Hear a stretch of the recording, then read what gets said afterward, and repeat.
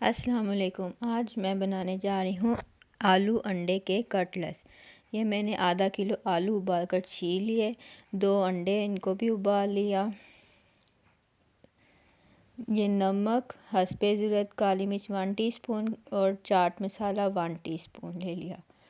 आधी गड्डी हरे धनिए की, 1 लेमन और 4 से 5 अदद हरी मिर्चें बारीक चॉप कर ली। ब्रेड क्रम्स ले लिए कोटिंग के लिए, 1 अंडा ले लिया और मैदा ले लिया। ये हम कोट करेंगे इनका।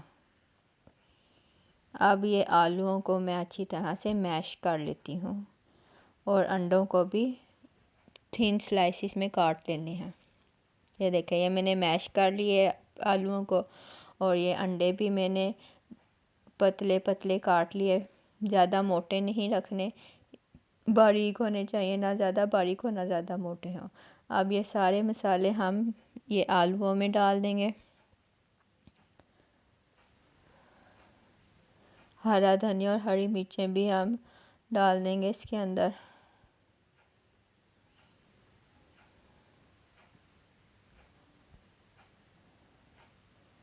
आप अपनी मर्ज़ी से स्पाइसेस कम ज़्यादा कर सकते हैं टेस्ट के हिसाब से। अब इन्हें अच्छी 1 लीमू डाल दूंगी मैं इसके अंदर।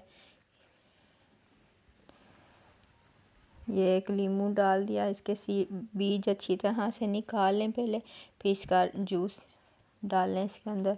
अब इसको अच्छी तरह से मिक्स कर लूँगी ताकि सारे मसाले यकजान हो जाएं। यह देखें, ये मैंने अच्छी तरह से मिक्स कर लिया। अब हाथों को ऑयल के साथ ग्रीस कर लें और थोड़ा सी पीठी पकड़ के इसको थोड़ा सा चौड़ाई में कर लें और इसके अंदर 1 अंडे का स्लाइस रखें इस तरह से। ये एक अंडे का स्लाइस रख दिया और 1 जर्दी का। अब इसको आपने अच्छी तरह से बंद करना है, अंडा नज़र नहीं आना चाहिए। इसको बहुत ही अच्छे तरीके से इसको करना है और नरम हाथों से करना है, ये टूट जाते हैं।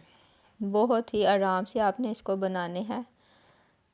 ये देखें इस तरह से, ये देखें बिल्कुल आराम से आपने इसको बनाते जाना है। अब हम इसका मैदे में कोट करेंगे अच्छी तरह से। ये हम मैदे में कोट करने लगी हूँ मैं।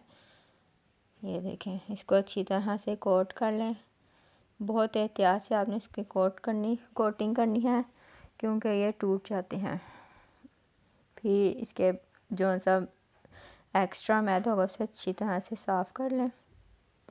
अब अंडे में इसको कोट करें, अच्छी तरह से इसकी कोटिंग करनी है और आराम से बिल्कुल करनी है।